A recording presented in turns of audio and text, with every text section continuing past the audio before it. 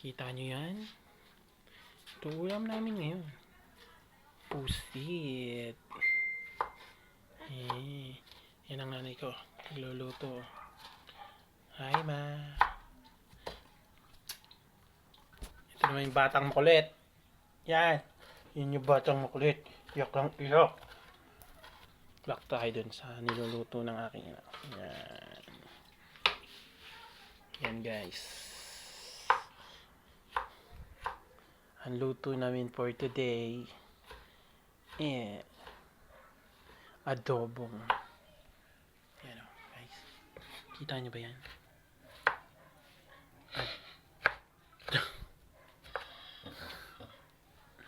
Bulag na lang ang hindi makakita dyan, Jay. Yan o. Adobong pusit. Pusit kayo dyan guys. Yan. Ilaw ka ng madaming kamatis. Ilaw ko kaya itong batang to. Ilalaw ko kita. Yan.